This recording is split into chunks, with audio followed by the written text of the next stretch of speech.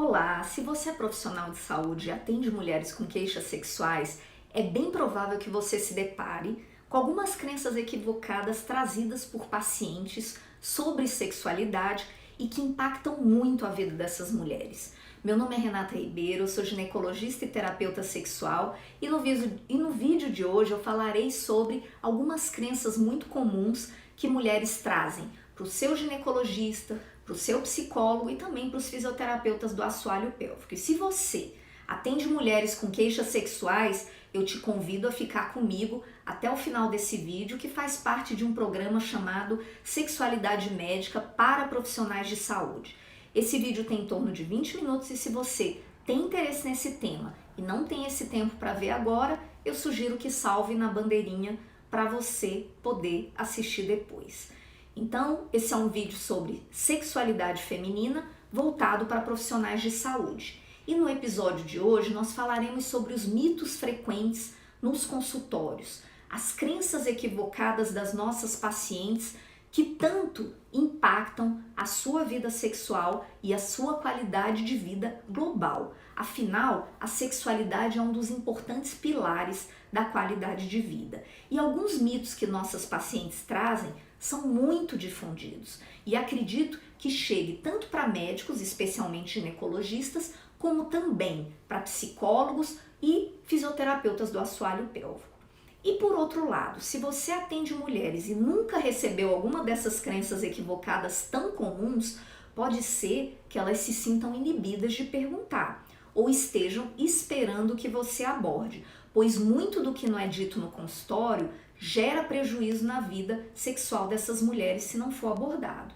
Pacientes continuarão acreditando nesses equívocos, então cabe a nós profissionais desmistificar esses equívocos para podermos ajudar nossas pacientes. Então a primeira pergunta que você deve se fazer, caso não receba queixas sexuais no seu consultório é: será que eu estou investigando adequadamente? Muitas mulheres estão ávidas por levar suas queixas sexuais para os profissionais de saúde, mas muitas vezes elas se sentem embaraçadas, com vergonha e esperam que os profissionais perguntem.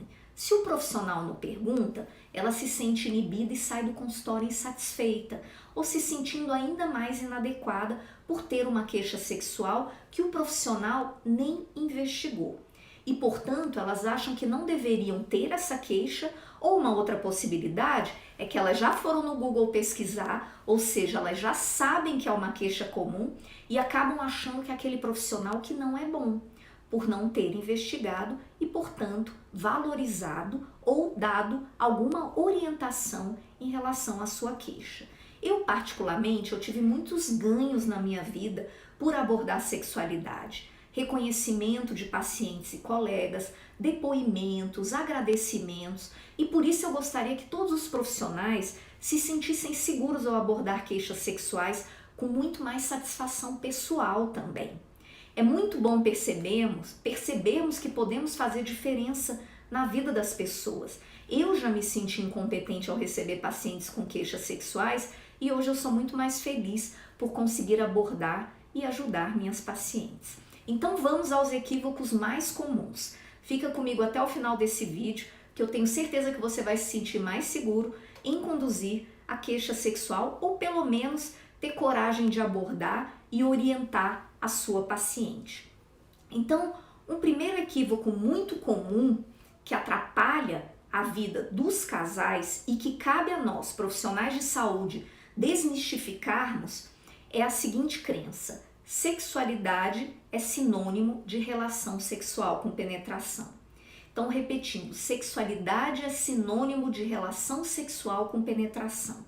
Então, o ideal é que cada profissional de saúde reflita sobre as suas próprias crenças para evitar que nós mesmos propaguemos informações equivocadas.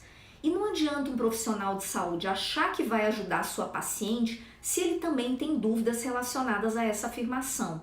E não adianta também ter esse conhecimento se ele não é compartilhado com as pacientes, pois em sexualidade, muitas vezes, a informação já pode ser terapêutica. A verdade é que essa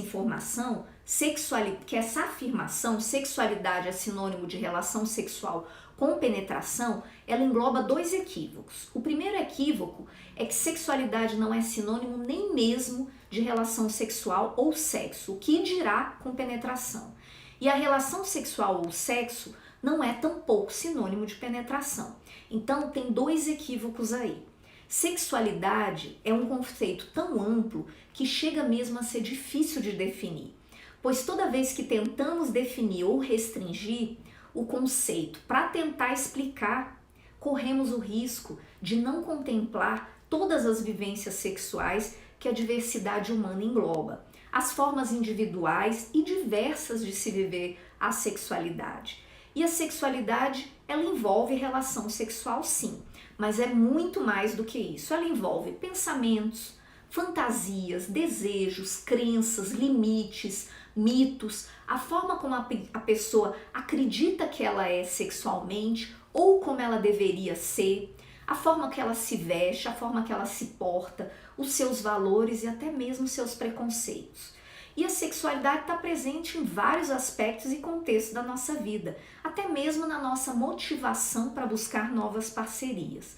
Ela é um pilar importante da qualidade de vida e por isso estar bem com a sua sexualidade, o que não significa necessariamente estar tendo relações sexuais, é um aspecto muito importante da vida de cada pessoa.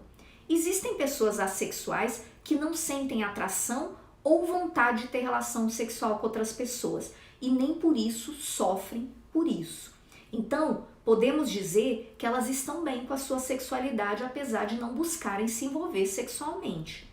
E por outro lado, existem pessoas que têm relações sexuais frequentes, mas que não estão bem com a sua sexualidade, ou porque tem alguma disfunção, ou porque não tem satisfação, ou porque sofrem de alguma forma por questões sexuais, psicológicas, orgânicas ou conjugais. Então, saúde sexual não significa apenas ausência de doença ou disfunção, mas ela envolve um bem-estar físico, psíquico e emocional com a sua sexualidade. E falando agora propriamente do ato sexual, existe a crença equivocada que sexo é sinônimo de penetração vaginal. A relação sexual, ela é muito mais que a penetração. E ela é também muito mais que apenas a genitalidade, pois o maior órgão sexual do corpo é a pele, que pode ser erotizada. Então, quando orientamos casais em terapia sexual para explorarem o corpo e buscar áreas de preferência que gostam mais, cada casal refere uma área diferente do corpo que gosta mais ou gosta menos. Então, assim, uma pessoa só pode ter esse conhecimento no seu próprio corpo e no corpo do outro, explorando essas áreas, saindo do senso comum de que sexo é só genitais. Casais que ficam só nos genitais correm o risco de evoluírem para uma monotonia sexual, além de um outro problema, como por exemplo hiperpenetração sem um tempo suficiente de estímulo. E especialmente para a mulher, a penetração que não é para muitas a forma mais satisfatória de se excitar, lubrificar e chegar ao orgasmo, ela pode não se sentir preparada ainda para a penetração. Então, ir para a penetração abrevia muito o ato sexual e favorece o sexo do tipo cumprir tabela ou bater o ponto. Casais que veem o sexo apenas como genitais e penetração, muitas vezes quando eles envelhecem, eles viram dois irmãos, pois quando a ereção não ocorre, como antes, eles param de se procurar, de se beijar, de se abraçar, e o clima de constrangimento mútuo afasta o casal até mesmo em relação ao afeto. E a vivência do sexo pode ser uma experiência muito mais completa de afeto, de intimidade, de comunicação, de consolidação da vinculação afetiva. E isso faz com que a vida sexual do casal seja tão particular e especial, uma relação que podemos dizer que é do tipo chave e fechadura, que os dois exatamente sabem como dar prazer um para o outro, mas para isso o casal deve se dispor a buscar novas áreas, a sair da zona de acomodação. Muitas vezes se diz sair da zona de conforto, mas eu diria sair da zona de desconforto, pois muitas pessoas criam rituais, mesmas posições, mesmas palavras ou mesmo ausência, porque em alguns casos é o silêncio, que faz o sexo ser pouco atrativo e sem graça. Por isso, o que nós chamamos de preliminares, entre aspas, nem deveriam ser chamadas assim. Porque preliminares no dicionário é a preparação para algo mais importante. Preliminar num campeonato esportivo é a fase que antecede o mais importante, que é o campeonato. Então, por que no sexo devemos colocar o ato pré-penetração, ou seja, tudo o que acontece antes da penetração, como menos importante chamar de preliminares e não de também chamar de uma parte do sexo propriamente? O sexo não é só os 5 minutos de penetração, que é a média de tempo de ejaculação dos homens, e nem tampouco se resume aos 5 a 15 segundos de orgasmo. Ele pode ser uma experiência muito mais ampla e satisfatória se o casal se dispor a aproveitar, a ampliar o seu repertório sexual, que envolve os beijos, os abraços, o que se fala no momento, os toques no corpo, os olhares. E é por isso que entre os casais, investir na vida afetiva pode favorecer muito a vida sexual. Existem casais que se amam muito e têm muito afeto e mesmo assim não têm uma vida sexual satisfatória, pois o amor não garante o bom sexo. Porém, a falta de afeto, a falta de respeito, de gentileza, de empatia contribuem muito para os problemas sexuais. Então, ao invés de chamarmos de preliminares o que acontece antes da penetração, ali já naquele momento, devemos chamar de preliminares tudo o que acontece ao longo daquele dia e que vai deixar a mulher mais ou menos receptiva para o ato sexual à noite, por exemplo. É um desperdício de vivências e prazeres limitar o sexo apenas à penetração. Muitas vezes é isso que faz casais se desinteressarem da vida sexual, casais evoluírem para a falta de libido, para a monotonia sexual, para uma vida sexual de mesmismo, em que cada um sabe o roteiro de cor, como se assistisse o mesmo filme uma série de vezes, um script muito restrito, sem novidade, sem investimento de energia e criatividade. E por isso, tantos casais afirmam que o sexo já não é como era antes. Quando a novidade acaba, eles se acomodam no ritual monótono. E assim, casais perdem a conexão que tinham no início e, infelizmente, não precisa ser assim.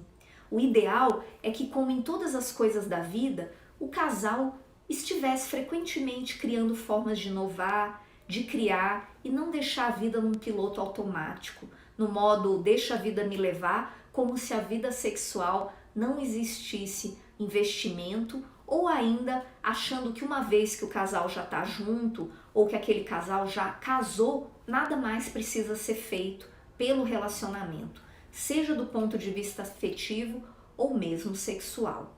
E assim, os casais se deixam engolir pela rotina, pelos problemas, pela frustração, pelas brigas e a vida sexual fica esquecida e deixa de ser prioridade para aquele casal. A vida sexual de um casal não deveria ser dessa forma. Como em qualquer área da vida que se deseja manter a qualidade, há uma constante necessidade de investimento, de energia. E assim, nós profissionais de saúde devemos levar nossas pacientes com queixas sexuais a terem esse novo olhar para o sexo e para a sexualidade.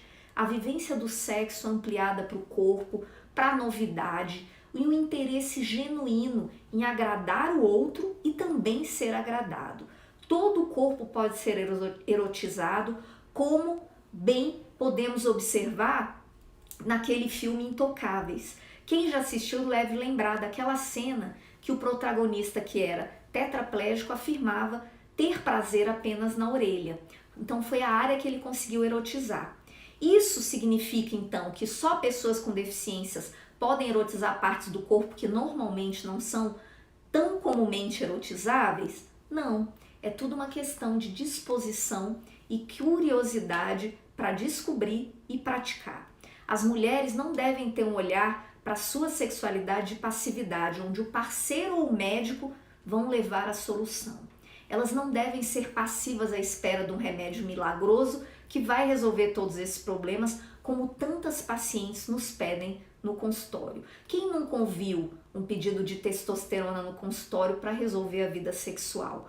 como se houvesse uma solução instantânea. Mas infelizmente o remédio milagroso que muitas querem não existe, até porque a maior parte dos problemas não se trata com remédio. Então não adianta darmos testosterona e nem tampouco estrogênio para tratar problemas conjugais, traições, hostilidades e frustrações. Então muitas vezes não é o ginecologista que vai tratar esse problema e tudo bem. Ele já vai ter ajudado muito a paciente colocando ela no caminho certo, mesmo que o caminho certo seja o encaminhamento para outro profissional. E não raramente, pacientes com queixas sexuais saem do meu consultório determinadas a tomar algumas atitudes, como aquela conversa com o parceiro que ela nunca teve coragem, e voltam às vezes dizendo que a vida sexual melhorou muito. Então o primeiro ponto ao recebermos mulheres com queixas sexuais é ajudá-las a descobrir onde de fato está o problema. Tratar com remédio quem tem doença e com orientação e encaminhamento quem não se trata com medicação. Um ponto muito importante é que nenhum profissional no mundo consegue dar conta de todas as demandas sexuais. É comum que profissionais que trabalhem com sexualidade atendam dentro de um contexto multidisciplinar e que trabalhem em equipe. E tudo bem. Não é demérito nenhum encaminhar. Demérito é ignorar a queixa sexual ou dar soluções simplistas ou baseadas na própria experiência sexual. Isso não é justo com as nossas pacientes. Dar informações rasas, equivocadas, cheias de juízo de valores e baseados nos princípios do profissional que acha que está atuando de uma forma correta, mas que na verdade está prejudicando a paciente. E as mulheres estão cada vez mais conscientes disso. Elas não estão mais acreditando ou aceitando muitas coisas que ouvem dos profissionais. É ilusão achar que não abordar sexualidade ou dar sugestões do tipo mesa de bar, digamos assim, ou seja, igual a que uma amiga dela faria e que ela faz até melhor por conhecer a paciente, vai passar batido para a paciente. Elas estão cada vez mais esclarecidas. Imagine você como profissional de saúde, seja médico, seja psicólogo ou fisioterapeuta, em que em algum momento da sua vida tivesse uma dificuldade sexual e você acha que ouvir frases do seu médico do tipo toma vinho que melhora, lê 50 tons de cinza, é assim mesmo, muito tempo de casada, como você se sentiria no lugar da paciente ao ouvir essas orientações?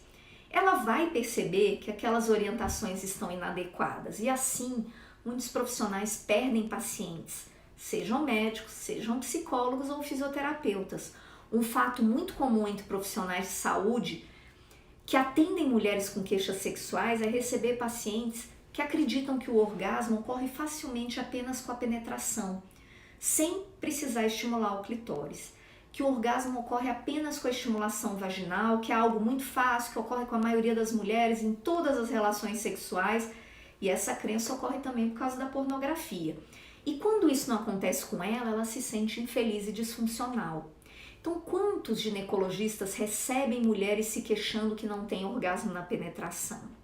E a consequência disso é que elas acabam perdendo a libido e desmerecendo tudo o que ocorre naquele momento, ou seja, elas não estão presentes no momento, elas não estão receptivas aos estímulos e sensações, e cabe a nós profissionais de saúde ajudarmos essas mulheres a saírem desse círculo vicioso que gera angústia e sofrimento. É sempre bom lembrar, o óbvio precisa ser dito. O que pode parecer muito óbvio para alguns profissionais nem sempre é sabido pelas pacientes. Sexualidade envolve muitos tabus e a ignorância de ignorar, que envolve o tema, é muito grande. Profissionais de saúde que recebem mulheres com queixas sexuais não devem se surpreender se atenderem mulheres até mesmo com nível superior que não saibam informações básicas de sexualidade, seja por vergonha, culpa, por uma criação rígida, por uma grande religiosidade, ou seja, fatores que fizeram que durante toda a vida ela não entrasse em contato com o seu corpo e com a sua sexualidade e que nem mesmo saiba a importância do clitóris como órgão genital principal do prazer feminino. Muitas nunca se olharam com o espelhinho, não sabem nem mesmo onde é o clitóris e nem mesmo da sua importância. e elas esperam que a penetração gere toda a satisfação no ato sexual e que o orgasmo venha de forma mágica, e quando ele não vem, elas se sentem disfuncionais e não têm coragem de buscar ajuda. E não são raras as oportunidades em que apenas com informação de qualidade nós possamos ajudar muito as nossas pacientes. Cabe a nós, profissionais de saúde que atendem mulheres, buscarmos cada vez mais informação de qualidade, com embasamento científico, pois infelizmente existe muita informação equivocada na internet sobre sexualidade. Informações que geram mais desinformação do que esclarecimento e senso de normalidade. Bom, falamos hoje então sobre 2 equívocos muito comuns, que é achar que a sexualidade é sinônimo de sexo com penetração e que a vagina é o órgão principal do prazer genital. São 2 mitos que geram sofrimento e cabe a nós ajudarmos nossas pacientes. Devemos sempre lembrar, o óbvio precisa ser dito. Não podemos, como profissionais de saúde, acreditar que todas as nossas pacientes sabem dessa informação. Espero que esse vídeo tenha sido útil e, se quiser, salve para assistir depois com calma. Até o próximo vídeo. Tchau, tchau!